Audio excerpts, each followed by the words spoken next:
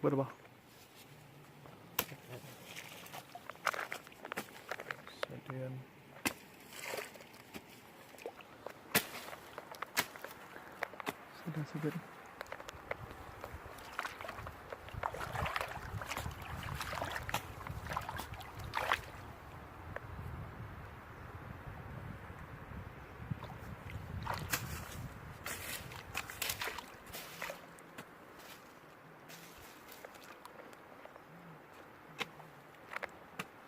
11ใส่เบ็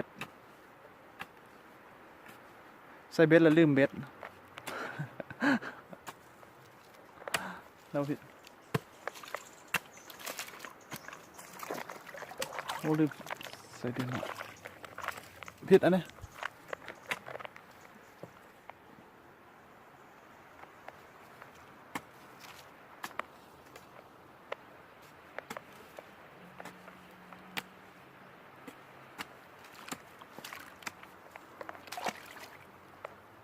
เดี๋ยวไหนบ่ถ้ากุ้งจะมากจึงไปเอาเบ็ดเนาะว่ามาไต่บ่ไปใส่คุยวางไต่บ่ไปต่อไปไต่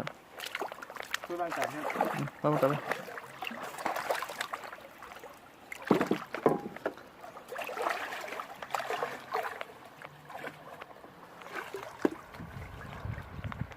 ไปพูดหนึ่งอ่ะนี่บ่อากาศเองก็ได้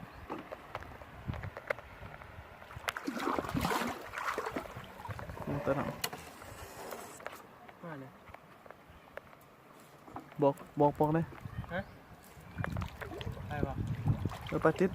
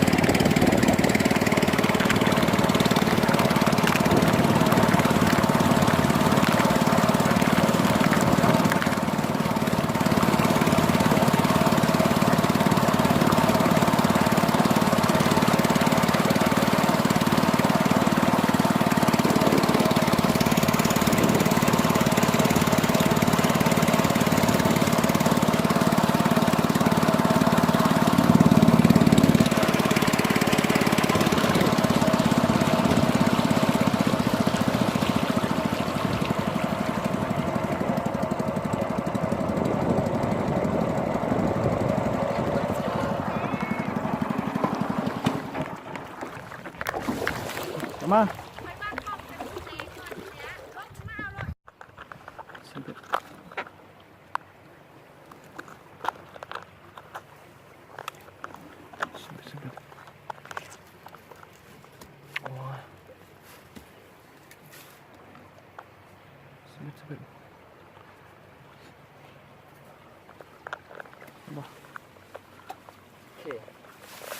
ใช่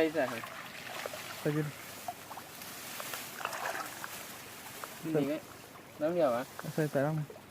ใส่แล้วใส่แล้วปะลองแต่เนี่ยเดี๋ยวเราไปไหนลองใส่ดิตีรังแบบบวกเบิดหนึ่งสองลองได้ไหม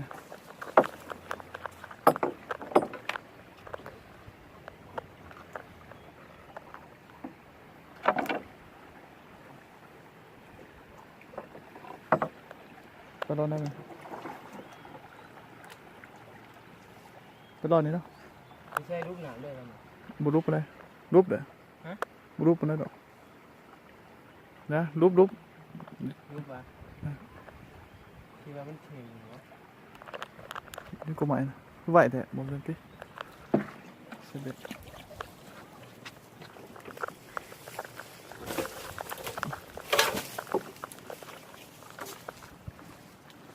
ก็โดนได้เนี่ยนี่ขันเถอะวะ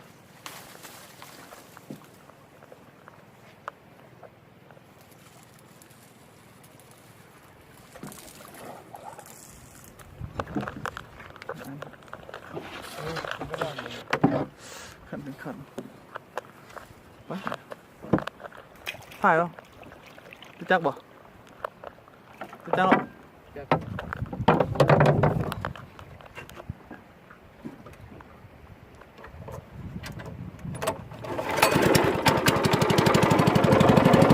ตอนไหน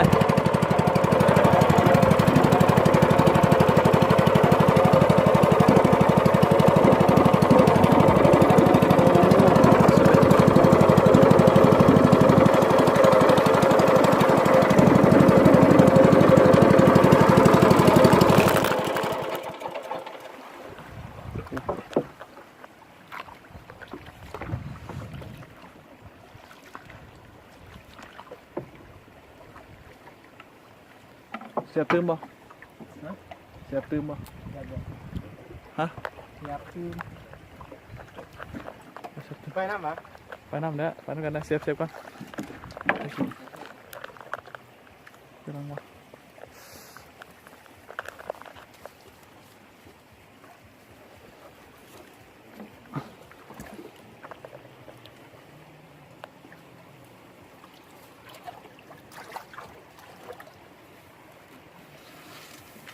มันเป็นสาวนวดร้อนนี่ มีไร ใช่ เสียบได้ครับบ่ ร้ายแล้วเนาะนอนไงยังจะไปเถิงพวก ถึงเลยบ่ ยังกระเทิงเด้อนี่หมองยางในกระโดก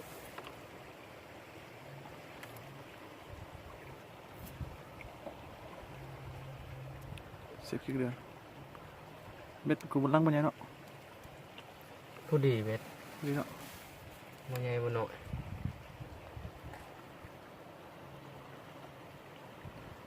เสียบกี่ดิน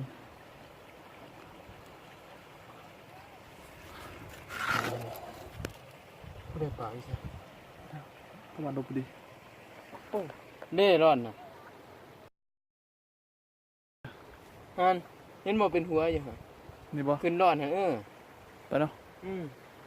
เบ็ดนี่ผู้ดี ใส่เดินก็ ร่อ เนาะ นนี่ ใส่เดี๋ยวเนาะ ใช่นี่เลยครับใช่ร่อนนี่ร่อนทั้งหนานี่นี่ก็ไปพูดมันนี่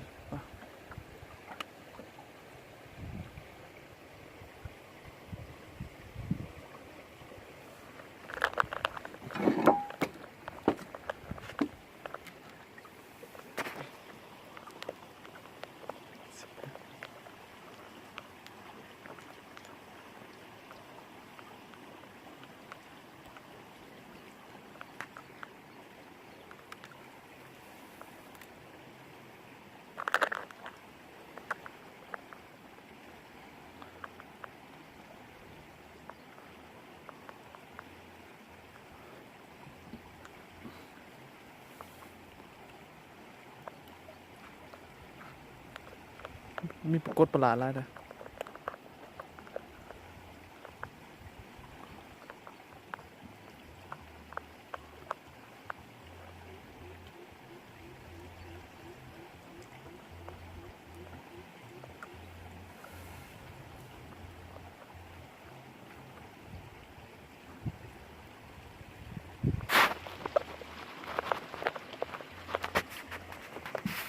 โอ้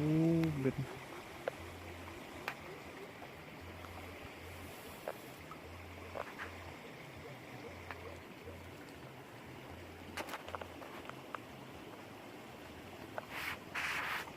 ก็ได้ทันไหม ไปใส่เบ็ดใส่เบ็ดใส่เบ็ดใส่เบ็ดใส่เบ็ด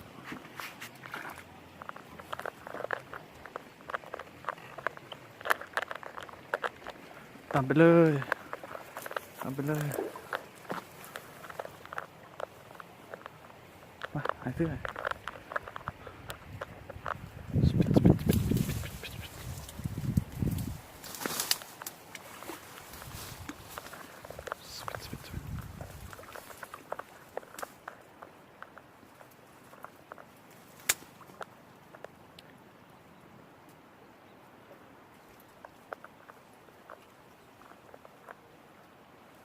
็ดสเบ็ด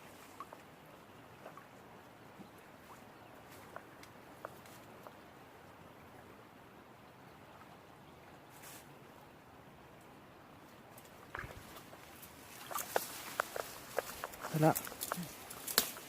นี่คือเรื่อง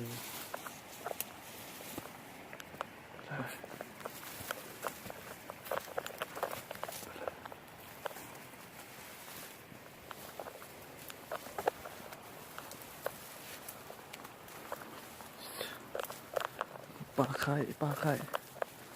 โอ้โหใส่เบ็ด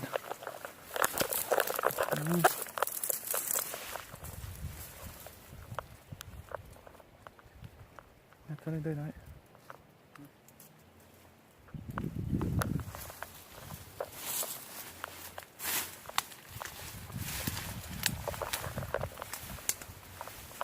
มื้อนี้มันที่23เนาะ22ว่ะ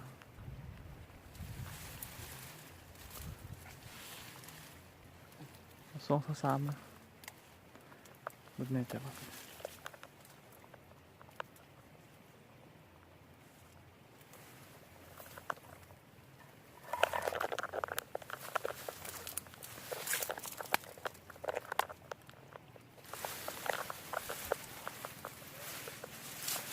ได้ละ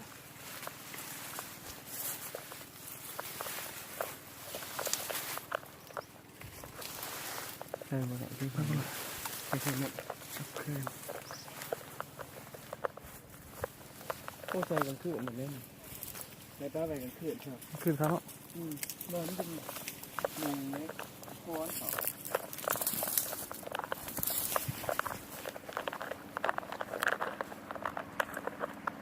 ได้ปะ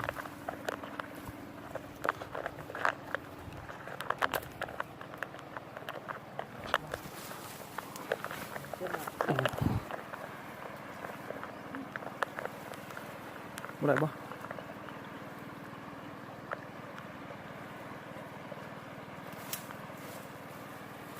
ได้ปะสั่นปะมุงอะไรกับบนต้นโลก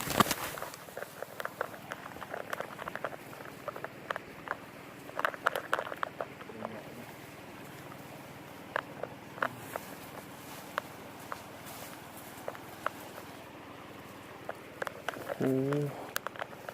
สั้นปะ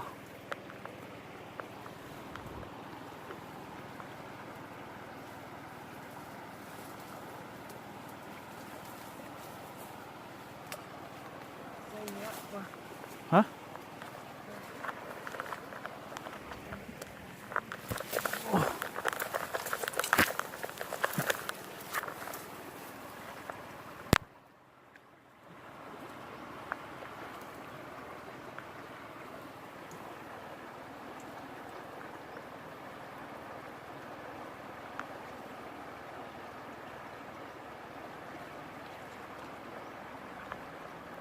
ได้ปะน้อยไปไปได้กับไปบนไม้ไปรอหน่อยเนาะ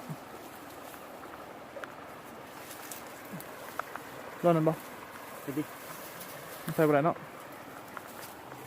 ปลาหุบนะ เห็นไหมเจ๊เนี่ย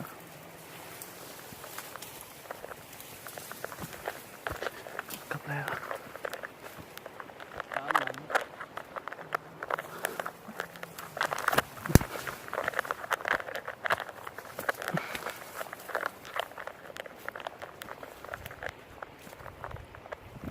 ไปกลับเนาะ